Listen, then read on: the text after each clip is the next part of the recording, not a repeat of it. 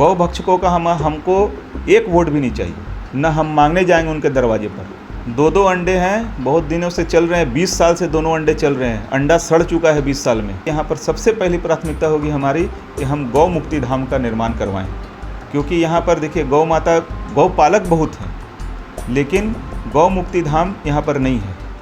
संगठन के मामले में है कि 2.5 साल की उम्र से ही हम राष्ट्रीय स्वयंसेवक संघ के स्वयंसेवक रहे और उसके विभिन्न दायित्वों का हमने निर्वाह किया है, प्रांत स्तर तक के दायित्वों का निर्वाह किया है और 2 साल मैं प्रचारक भी रहा हूँ।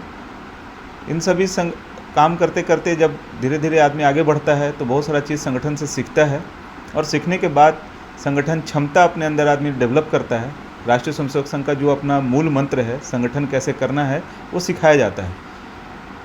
उन सभी चीज़ों को ध्यान में रखते हुए हमने बहुत बड़ा संगठन तैयार किया हिंदुओं का, और सारे लोग जो है वो हिंदू नववर्ष यात्रा, पहले जो है लोग भूल गए थे कि हमारा नववर्ष कब होता है, और अब धीरे धीरे इस चीज़ में हम लोग सक्षम हो पाए हैं और आज उसको एक रैली के रूप में हिंदू नववर्ष यात्रा, जो कि साल में एक बार हम लोग निकालते हैं, उसके पूर्व संध्या पर निकलती है और ये हमारी उपलब्धि भी है।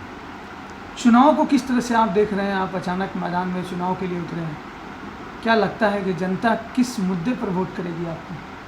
परिस्थिति है, हमारे समविचारी जो पार्टी है अभी हमारे बीच में नहीं है और हमारे यहाँ की जो मतदाता तो है विचलित हैं, परेशान हैं, खोज रहे हैं कि मेरा जो चुनाव चिन्ह है वो कहाँ गया। सारे लोगों ने मिलकर के तय किया, सभी लोगों ने बैठा, ऐसे सारे जो संगठन के लोग हैं, बहुसंख्यक समाज के अन्य संगठन के लोग हैं, सारे लोगों ने बैठ करके तय किया कि आप चूँकि ये हिंदू नववर्ष यात्रा निकालते हैं तो आपको इसमें आना चाहिए राजनीति के क्षेत्र में। और सारे हिंदुओं को ये संगठित करने का ये बहुत बड़ा एक समय है, क्योंकि हमारे हाथ से अब ये समविचारी पार्टी का जो चिन्ह है वो जा रहा है और अगर सारे जो बहुसंख्यक समाज है यहाँ पर संगठित होकर के और निश्चित हमको वोट करेंगे, क्योंकि पूरे भारतवर्ष में देखा जा रहा है कि बहुसंख्यक समाज जो है संगठित हो रहा है और जग रहा है और सारे लोगों ने उसको वोट में उसको परिणत करने का काम कर रहे हैं। इसलिए हमको वोट ज़रूर मिलेगा, ये हमें विश्वास है। आपके सामने दो राष्ट्रीय पार्टी है, एक झामुमो की पार्टी है जो कांग्रेस से अलायंस है, दूसरी एनडीए, यानी इंडिया और एनडीए, दो राष्ट्रीय पार्टी के बाद आप कैसे मुकाबला करेंगे इन चुनाव का? दो अंडे हैं, बहुत दिनों से चल रहे हैं, 20 साल से दोनों अंडे चल रहे हैं, अंडा सड़ चुका है 20 साल में। जनता में त्राहिमाम है, न कहीं डेवलपमेंट है, न कहीं किसी तरह की कोई बात है।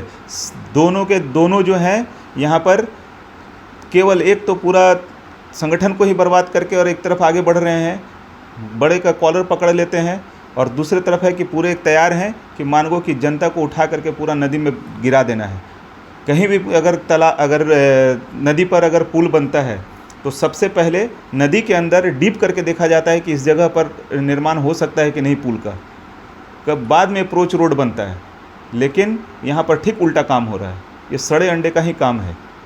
दूसरे तरफ है कि एक जो है हमारा समविचारी संगठन पहले से ही तय था कि हाँ हम लोग चुनाव लड़ेंगे, लेकिन अचानक से एन केन प्रकन कभी इधर कभी उधर पलटू राम के साथ पलटी मार करके हमारे संगठन को इस तरह से क्षति पहुंचाए हैं।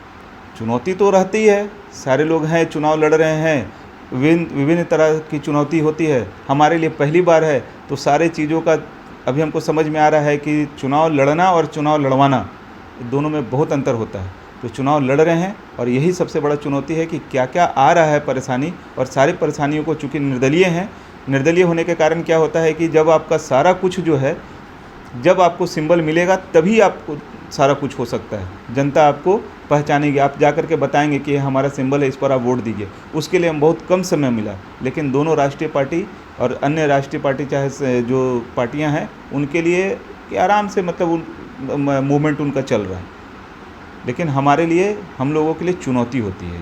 विधानसभा में चुनाव का पहला अगर आप जीतते हैं तो क्या पहला ऐसा कार्य क्या रहेगा आपका? सबसे पहली प्राथमिकता अपने विधानसभा में इस समय में गौ मुक्ति धाम बनाना है, क्योंकि यहाँ पर देखिए गौ माता, गौ पालक बहुत हैं, लेकिन गौ मुक्ति धाम यहाँ पर नहीं है। इसलिए यहाँ पर सबसे पहली प्राथमिकता होगी हमारी कि हम गौ मुक्ति धाम का निर्माण करवाएं। संगठन की आप बात कर रहे थे, हिंदू संगठन की, क्या लगता है सिर्फ हिंदू संगठन से ही आपको सपोर्ट चाहिए या तमाम संगठन से सपोर्ट चाहिए? गौ भक्षकों का हमको एक वोट भी नहीं चाहिए, न हम मांगने जाएंगे उनके दरवाजे पर। हमारी फिर 80% का कैसे सामना करेंगे? हमारी 80% की आबादी है इस विधानसभा में, और अगर हमारे 80% की जनता इस बात को समझ रही है, आज सारे लोग जो इस बात को देख रहे हैं कि हाँ किस तरह से हमें इकट्ठा होना है और इकट्ठा होकर के वोट करना है, और जनता करेगी, निश्चित करेगी। काफ़ी कम समय में, इस कम समय में क्या समीकरण लग रहा है विधानसभा में? जो दो पार्टियां हैं वो आपके अगेंस्ट में हैं, और वो दोनों पार्टियां चैलेंजिंग पार्टियां हैं। क्या लग रहा है आपको? चैलेंज पर्व है। का भी समय है, छठ पर्व है, दिवाली बीत चुका है, तो क्या लगता है इतने कम समय में आपकी समीकरण का आप मजबूती कर पाएंगे? हमारे लिए प्लस पॉइंट है, इसको आप बोल सकते हैं, क्योंकि सारा पर्व जो है अपने हिंदुओं का ही पर्व है, बहुसंख्यक समाज का ही पर्व है। सारे लोग अभी पर्व में ही हैं, और इस बात को समझेंगे कि इस तरह का जो आयोजन हो रहा है और अभी जो हमारा जो उत्सव है, इन सारे उत्सवों के बाद बस 5 दिन के बाद चुनावी उत्सव है, और उस उत्सव में भी सारे लोग भाग लेंगे, और निश्चित है कि आगे अधिक से अधिक लोग हमें वोट करेंगे। अपने विधानसभा पश्चिमी क्षेत्र को जनता से क्या आप अपील करेंगे? अपने विधानसभा पश्चिम से, आप पश्चिमी विधानसभा से जनता से क्या आप उम्मीद करते हैं, अपील करते हैं?